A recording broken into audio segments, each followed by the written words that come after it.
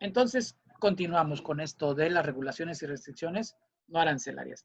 Las entidades reguladoras son precisamente aquellas instituciones públicas que, de conformidad con la Ley Orgánica de la Administración Pública Federal, son las que deben de expedir estas regulaciones y en función también son las mismas que le tienen que dar, digamos, el seguimiento correspondiente. De aquí se deriva entonces que la más importante en este ámbito es Secretaría de Economía. Recuerden que Secretaría de Economía juega un papel muy importante en el comercio exterior mexicano. La Secretaría de Economía es quien se encarga de administrar todas las regulaciones y restricciones arancelarias, ¿sí? Y esto normalmente lo hace ya sea por sí, es decir, hay regulaciones y restricciones que controla la propia Secretaría de Economía y luego hay otras que no son competencia de Secretaría de Economía directamente, pero lo hace en función o lo hace, digamos, de manera coordinada con las otras dependencias o secretarías u organismos gubernamentales. Hablemos entonces de las que le corresponden a la Secretaría de Economía. Los permisos previos.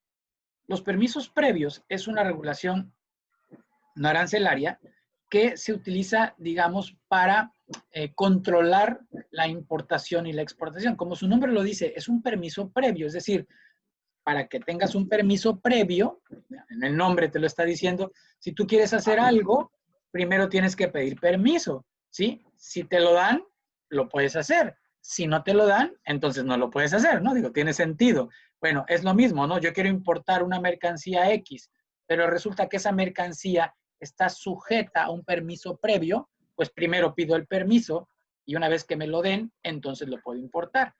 Por ejemplo, ¿qué tipo de mercancías requieren permiso previo? Bueno, aquí habla de mercancías sensibles, o sea, aquellas que tienen, digamos, un efecto o pudieran llegar a tener un efecto en alguna de las ramas de la producción en particular.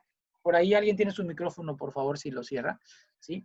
Entre los cuales podemos mencionar los productos petroquímicos, o sea, si yo quiero hacer una operación de comercio exterior que involucre productos petroquímicos, lo más seguro es que su fracción arancelaria me va a llamar a que requiero de cumplir con un permiso previo. También la maquinaria usada, los vehículos usados, las prendas de vestir usadas, ¿sí? Las armas, tiene sentido, ¿no? Las llantas usadas, es decir, si yo quiero importar alguna de estas mercancías, lo más seguro es que su fracción arancelaria me va a determinar que tengo que cumplir con un permiso, ¿sí? Y aquí me dice que el anexo 221, o sea, el anexo que acabamos de comentar ahorita, ¿se acuerdan? Del acuerdo este de las regulaciones y restricciones, es el que establece o que, el que contiene todo lo involucrado con permisos previos, ¿sí? Y bueno, ha sido muy, publicado desde el 2006 y tiene sus diferentes modificaciones. Ahora, perdón, ahora, ¿qué es lo que se debe de cumplir en este permiso previo? Es decir, ¿qué es lo que debe de contener un permiso previo? Bueno, entre otras cosas, mira, aquí en pantalla te pongo el nombre del beneficiario, quién otorga el permiso, la unidad administrativa de la Secretaría de Economía que lo otorga, cuál es su vigencia, mira, su fracción arancelaria o clasificación arancelaria, su descripción, su volumen, su fecha, etcétera. O sea, datos que debe de cumplir, digamos, el documento en sí, ¿no? El documento propiamente donde se establece el permiso previo, que es información obviamente de la mercancía, ¿no? Ok, entonces es importante que pues tú cheques el anexo 221 de las reglas y criterios de carácter general en materia de comercio exterior. Mira, aquí está, ¿sí? Esto que acabas de anotar hace rato, el anexo 221, bueno, si quieres lo marco desde aquí, anexo 221, y ahí vas a encontrar cuáles son las mercancías que están sujetas a permiso previo, ¿sí? Obviamente, los permisos previos, miren, aquí este párrafo decía que se expedían en papel de seguridad, firmado autógrafamente por el delegado estatal de la secretaría correspondiente. Bueno, ya esto no es así. Ya sabemos que esto se hace de manera electrónica, ¿no? Y se acompaña, digamos, con un documento digital que tú se lo vas a pegar al pedimento. El cumplimiento de regulaciones y restricciones relativamente, o sea, el cumplimiento o la formalidad digamos, para un pedimento, es sencillo porque en el momento que tú pones la fracción arancelaria en el sistema, en el SAI, en el sistema de la aduana, en ese momento el sistema reconoce que esa fracción necesita un permiso previo. Y si tú no le pones el archivo del permiso previo, ¿sí? Si tú no se lo anexas al pedimento, ¿te acuerdas que el pedimento se manda a una prevalidación? En la prevalidación determina, esta fracción necesita permiso. ¿No lo trae? ¿Qué va a pasar? No te va a dar firma el pedimento. Es decir, no vas a poder pagar el pedimento en tanto no cumplas con el requisito. Es como una especie de candado previo, ¿no? Eso está padre porque ahí es donde la tecnología juega un papel muy importante en este sentido, ¿no? Entonces, digamos que es como una especie de candado automático. Mientras no lo cumplas, porque la fracción llama al permiso, el pedimento no te va a dar firma, como le dicen, ¿no? En el argot dicen, es que el pedimento no me da firma, y no me da firma, y no, ya lo mandé varias veces a prevalidar, y no me da firma. Pues algo está mal. Checa qué es lo que está mal. Cuando el prevalidador no te da firma, siempre te manda un mensaje y te dice incluso en qué campo estás mal. O sea, no te dice cuál es el error, sino te dice, el campo fulano está incorrecto o está mal llenado o la información que me estás poniendo ahí, supón que es el campo del RFC y tú aferrado en el campo del RFC, por alguna razón, en lugar de anotar los dígitos del RFC, le pusiste el nombre del contribuyente, te equivocaste. Entonces, el validador te va a decir, el campo está mal llenado porque aquí solamente acepta códigos alfanuméricos y tú me estás poniendo puros códigos alfabéticos, ¿no? Por ejemplo, ¿ok? Entonces, ahí ha usado con eso, ¿no? Luego, a continuación, la otra regulación serían los cupos. Recuerden que de esto ya hemos hablado, ¿eh? Por eso yo les hablo con bastante familiaridad, porque ustedes ya saben de esto, ya lo hemos hablado, ¿sí? ¿Qué es un cupo? Bueno, como su nombre también lo dice, el cupo es, digamos, un volumen, un monto de una mercancía que puede ser exportado o importado, ya sea máximo o dentro de un arancel cupo. ¿Qué es esto?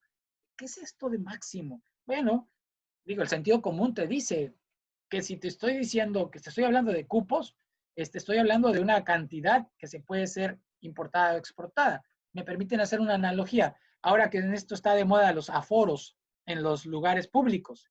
Han escuchado, por ejemplo, que los restaurantes, estos que en algunos lugares donde ya están abriendo, les están permitiendo que abran al 20% de su capacidad, al 30% de su capacidad. Bueno, si un restaurante tiene un cupo para 100 personas, ¿no? Su aforo es de 100 personas, pues solamente pueden tener 20 o 30 dependiendo el porcentaje que les estén facilitando. A lo mejor ustedes, un ejemplo un poquito más cercano a ustedes, ¿no? Cuando vas al antro, yo no sé si te has fijado, pero por ahí a la entrada del antro tiene que haber un cuadrito que dice aforo máximo o cupo máximo 150 personas. ¿Qué significa? Que teóricamente la gente del antro solamente puede mantener a 150, digamos, personas en ese momento en el lugar. Es decir, no le pueden o no podrían dejar entrar a más de 150, que sí lo hacen, ¿no? Me imagino que lo hacen, por cuestiones de seguridad. Entonces, ¿qué es un cupo? Un monto máximo. Entonces, ¿para qué me pueden dar un cupo? Bueno, miren, los cupos se expiden ya sea por cuestiones de que hayan sido negociadas dentro de tratados de libre comercio para poner o para obtener ciertos beneficios arancelarios hasta por ciertos montos, pero también, fíjense bien, se expiden con el objeto de regular la entrada al país de productos que pueden afectar la economía o el consumo, ¿sí? Es decir, los cupos es una manera de controlar, ¿verdad? O sea, es una manera de controlar hasta qué monto en un momento dado estoy permitido importar de cierto producto o incluso también se pueden aplicar a la exportación, hasta qué monto se puede exportar, ¿no? Yo les decía, por ejemplo, que sobre todo en artículos o productos de origen agropecuario, imaginen ustedes que no sé, que nosotros exportemos cebolla, ¿no? Pero que este año a lo mejor la producción de cebolla por alguna cuestión helada o algo sucedió en la zona donde nosotros producimos cebolla en México y entonces hay una baja producción. Entonces, probablemente nos limiten la exportación de la cebolla. ¿Por qué? Porque primero la vamos a tener que ocupar para nosotros mismos, ¿no? O imaginen ustedes que nosotros que somos grandes exportadores no sé, de jitomate, ¿sí? En la zona de Sonora, por allá hay mucho jitomate, y que se dejara que se importaran grandes cantidades de jitomate de Filipinas, ¿no? Por ejemplo, ¿no? Y entonces, ¿qué le va a pasar a nuestro jitomate también, ¿no? O sea, obviamente para consumo nacional y para exportación. Entonces, para eso se van dando los cupos, ¿sí? Los cupos normalmente se asignan por licitación, es decir, se hace un concurso, ¿no? ¿Quién quiere cupo? Pues yo quiero, y la gente se anota, ¿sí? Se anota y les van asignando los cupos por licitación, pero también puede ser de manera de asignación directa. Bajo el criterio no sé si han escuchado este término, los abogados lo usan mucho, primero en tiempo, primero en derecho. ¿Qué significa? Que el primero que llegue, ¿sí? Ese es el que tiene, digamos, la prioridad. Esto es como cuando te formas en una fila, ¿no? Cuando haces cola para las tortillas. Cuando está la cola de las tortillas, tú llegas directamente hasta el mostrador y te despacha a la persona que vende tortillas. Te dice, no, espérate, vete a la fila, vete a la cola, ¿no? Te vas y te formas, ¿no? Está como aquel que, sí saben, aquel que están formados así en una fila. Entonces llegas, te pones atrás del último y le tocas así por atrás y le dices, disculpe, joven, ¿aquí es la cola? Dice, no, es un poquito más abajo. Es un mal chiste, pero bueno. Ok. Espero que se hayan reído. Sí, sí, bueno, yo sí me reí. Pues, Perdón. pues sí, ¿no? Pues acá no es, ¿no? Acá no es, ¿no? Pero bueno, ok. Más abajo. Ok, pero entonces, ¿en qué juega esto de los cupos? Por ejemplo, aquí hay unos, ¿no? Para frijoles, para juguetes, para maíz, para leche, para carne de bovino, para jugo de naranja, para maderas, para trigo. Vean cómo son productos sobre todo origen agropecuario, ¿no? Primero en tiempo, primero en derecho, para flores frescas, para prendas de vestir, para calzado, para jugos, para aguacate, etcétera, ¿no?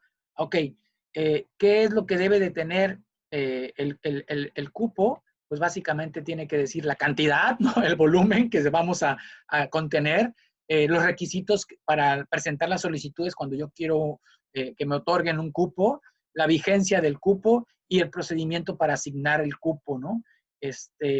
De alguna manera, pues bueno, esto también. Y luego aquí hay unas características. ¿Qué pasa si la mercancía llega en una fecha, pero yo utilizo el cupo hasta después porque no lo despacho en la misma fecha? Bueno, no importa, si la mercancía llegó, digamos, en tiempo y forma cuando estaba vigente su cupo, no importa que yo lo despache después, suponiendo que una mercancía entró ayer y hasta ayer estaba vigente el cupo, pero si llegó ayer el barco, no lo voy a despachar hoy, ¿no? Si con mucha suerte lo despacharé el lunes. Bueno, no importa, porque cuando la mercancía ingresó a territorio nacional, fue cuando el barco llegó, estaba vigente el cupo, ¿sí? Entonces no pasaría nada, ¿no? Tiene sentido, ¿no? Digo, también esto es una cuestión lógica, ¿no? Igual cuando un trámite, digamos, se retrasa con respecto a el despacho de la mercancía, pero no hacia la llegada dentro del tiempo en cupo, entonces, pues la autoridad me lo respeta, ¿no? Muy bien. Miren, ya vimos dos, permisos previos y cupos. Vamos a ver otro que se llama avisos automáticos. Bueno. O por ejemplo, si viene en barco y hay una tormenta y no llega en la fecha y pasa un día, sí lo reciben, ¿verdad? Por supuesto, claro, sí, sí. O sea, recuerden que todo eso está previsto, ¿sí? Entonces, claro, hay que hacer un trámite adicional, ¿sí? Hay que hacer una justificación, le llaman en la aduana. Y esto se hace en la aduana, ¿no? Tú llegas y dices, mira, aquí está, pero mi barco se averió y no llegó el día que tenía que llegar y resulta que se acabó o sea, se venció mi cupo, venció X, ¿no? Lo que haya que hacer. Entonces, la aduana hace justificaciones, y digamos como hace excepciones, pero lo hace documentado, por supuesto, y, o sea, no son favores especiales, son cuestiones que deben de tener una razón, un sentido, ¿no? Entonces, todo eso es posible. Entonces, la autoridad aduanera en ese sentido, pues, hace muchas justificaciones, ¿no? Porque luego se presentan, imagínense cuántas cosas no pueden presentarse, ¿no? En situaciones de comercio exterior. Muy bien. Vamos a la otra regulación que se llama avisos automáticos. Bueno, miren, aquí la clave está, ¿cómo se llama la regulación? Ya, o sea, todo lo que te vaya yo a decir tiene sentido, ¿no? Si es un aviso automático, no es otra cosa más que te aviso, te digo, ¿no? Por ejemplo, en tu casa, yo no sé, los que viven todavía con sus padres, ¿no? Eh, algunas veces les van a pedir permiso a sus padres para salir a algún lado, pero algunas veces les van a decir, te aviso, ¿no? O sea, es decir, a lo mejor, no sé, tienes un vecino, una vecina, que es un amigo o una amiga, y lo vas a ir a visitar, les dices a tu papá, a tu mamá, ahorita vengo, voy a la casa de fulano. O sea, está bien, te estás avisando, no le estás pidiendo permiso, ¿no? Pero a lo mejor le dices, oye, fíjate que te quiero pedir permiso porque el fin de semana me voy a ir con unos amigos, vamos a ir a Huatusco y vamos a acampar y nos vamos a quedar por allá y que no sé qué, que no sé qué. Ahí no le estás avisando. Ahí estás esperando que tu padre te diga o tu mamá te diga, ok, te doy el permiso. Entonces, ¿qué es un aviso automático? Un aviso automático es te aviso, ¿sí? Por eso dice que es como una especie de permiso automático, porque no necesita que me digas que sí. Me vas a decir que sí, caramba. O sea, la autoridad me va a dar un documento donde me dice, ok, yo me doy por enterado, ¿sí? Simplemente avísame. ¿Para qué? Bueno, esto es para que yo pueda tener un control, ¿sí? En cuanto a un registro de operaciones de comercio, es decir, para fines estadísticos, ¿no? Para que yo pueda saber de manera estadística qué entra, qué sale. Aquí en el documento dice que solamente se sujetan a aviso automático las exportaciones de jitomate, pero no. Actualmente también, por ejemplo, el acero rolado, algunas prendas de vestir, algo de calzado, o sea, sí hay mercancías que están sujetas a avisos automáticos. ¿Por qué? Bueno, si me permiten seguir con mi analogía, medio absurda, pero al final de cuentas es una analogía. Porque si de repente tu casa necesitan localizarte, tu papá o tu mamá sabe que estás en la casa de Juanito, de Petrita o de Pedrito, ¿va?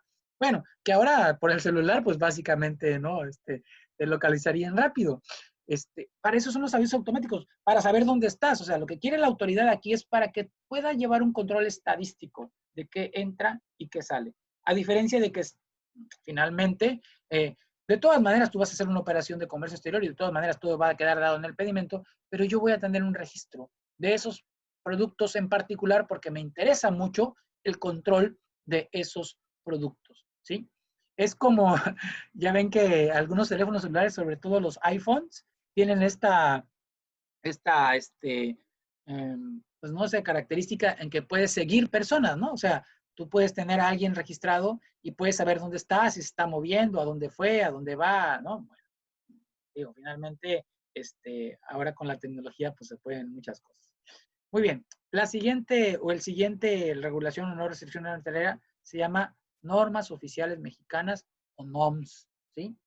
Estos normas oficiales mexicanas son normas aplicables, se encuentran en el anexo 241 y pues prácticamente estas normas son regulaciones obligatorias que deben de cumplir ciertos productos o procesos, porque también se aplica a procesos, en los cuales, fíjense bien, haya un riesgo para la seguridad de las personas, ¿sí? Se pueda dañar la salud humana, animal o vegetal, se pueda dañar el medio ambiente o pueda causarse un daño a la preservación de los recursos naturales. Es decir, las normas oficiales mexicanas están orientadas a, digamos que, proteger la seguridad, la salud y la preservación de los recursos naturales.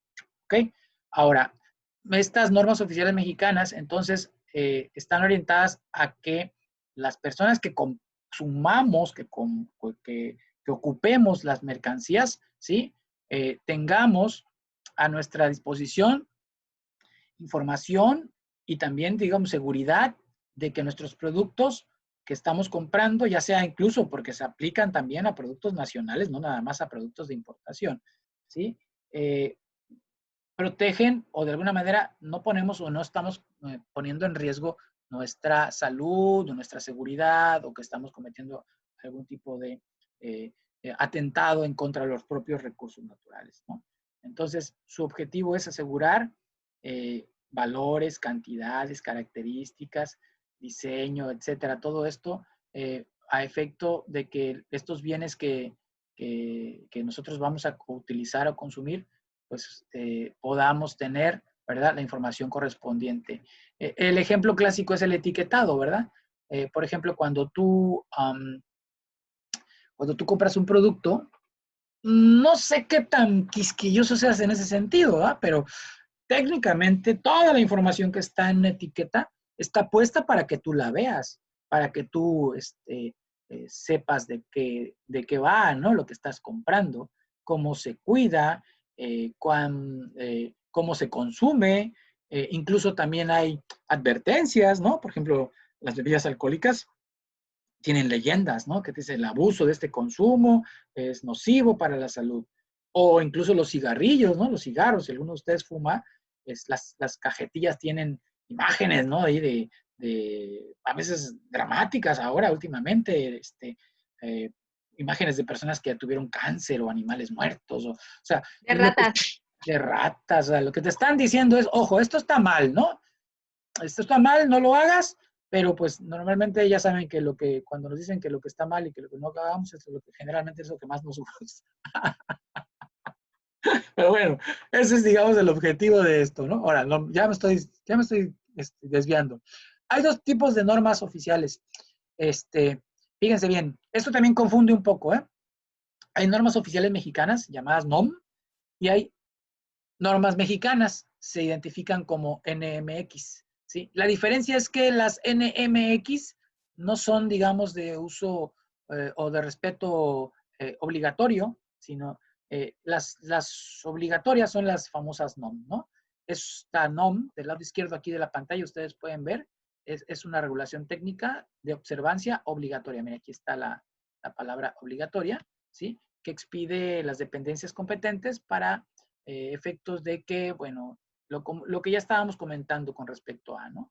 Y las normas mexicanas son también, digamos, o tienen ese objetivo, sin embargo, son de recomendación, ¿no? O sea, son simplemente de recomendación o parámetros. Por supuesto que, por ejemplo, si yo tengo un negocio y hay normas mexicanas relacionadas con mi producto, la verdad es que yo y tú, yo creo alguien con un poquito de cerebro y de sentido común, si existen normas mexicanas, aunque sean de recomendación, pues las trataríamos de cumplir, ¿no? Obviamente, si esto pone en un momento dado a mi producto en un ámbito de competencia y de calidad con otros productos, ¿no?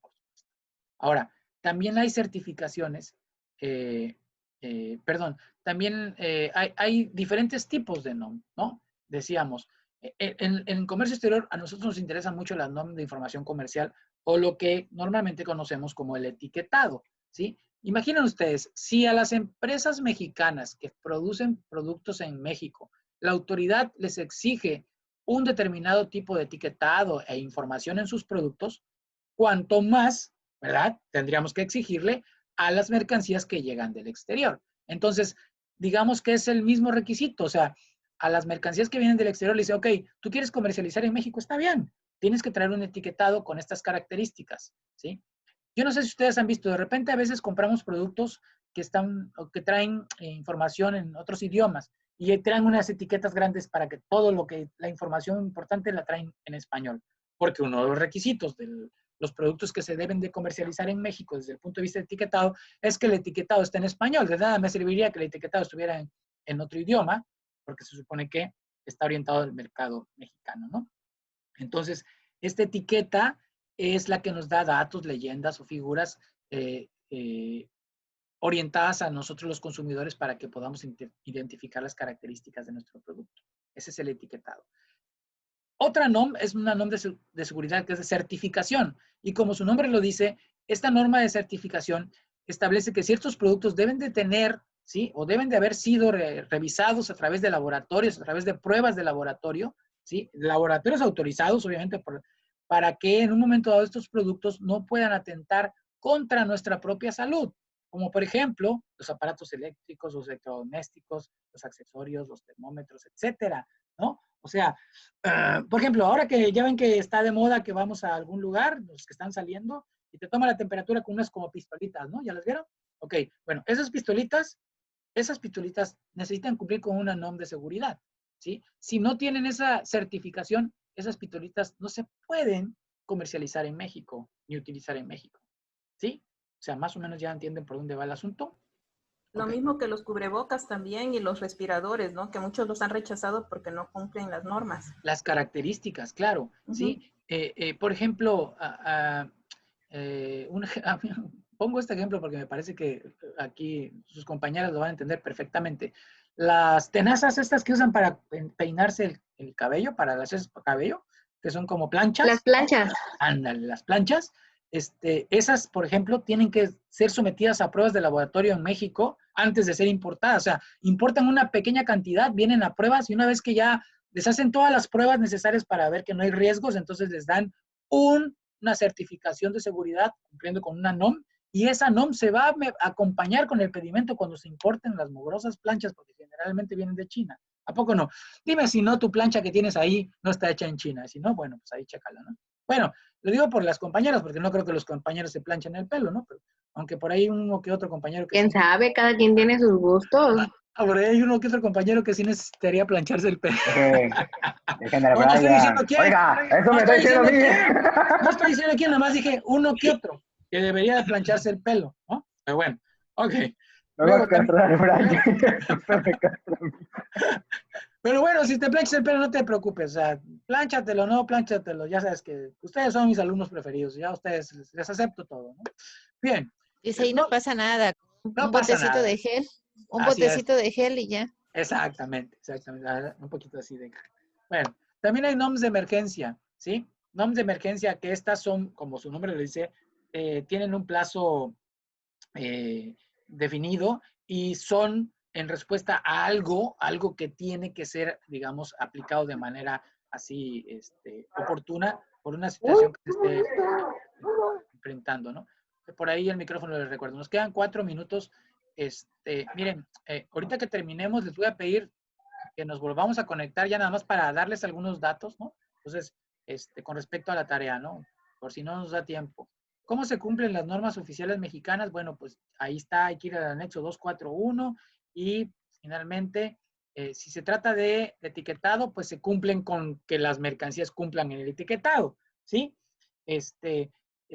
Si es normalmente algunas mercancías se pueden importar sin etiquetado y después se van a etiquetar, pero bueno, hay que hacer una declaración ante la aduana y es todo un proceso ahí. Aunque ahorita estaba yo leyendo que ya modificaron un poco esto porque estaba abusando. Es decir, estaban importando las mercancías, no estaban cumpliendo con el etiquetado y ponían una declaración de que lo iban a hacer posteriormente y luego no lo hacían.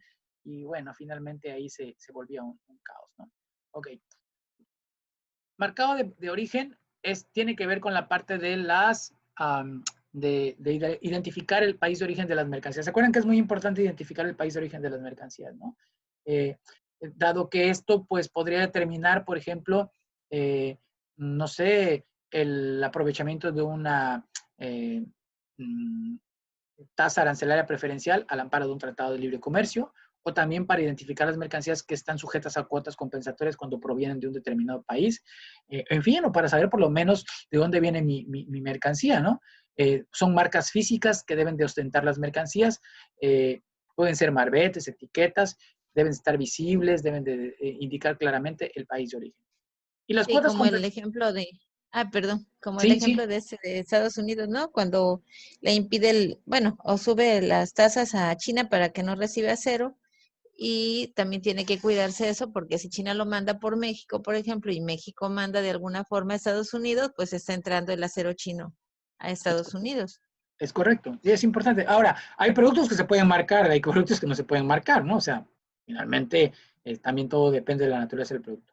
Y miren, ya para finalizar las cuotas compensatorias, de las cuales ahorita no voy a hablar mucho porque ya hemos hablado mucho de ellas, ¿sí? Pero estas se acuerdan que se imponen a aquellas mercancías que se importan con productos, a mercancías que se importan bajo el esquema de prácticas desleales de comercio internacional, ¿sí? Recuerden que las cuotas compensatorias lo que tratan de hacer es que los precios de las mercancías, ¿sí?, se igualen o se equiparen a las mercancías iguales, mercancías idénticas o similares que se comercializan en el país, para el efecto de que, digamos que tengan una competencia por lo menos leal, ¿no? Las mercancías que vienen del extranjero contra las mercancías que se están produciendo en el país. O sea, las cuotas compensatorias se aplican no a todas las mercancías, nada más a aquellas que compiten deslealmente contra las mercancías de nuestro país. O sea, no a la competencia leal, sino a la competencia desleal, ¿sí?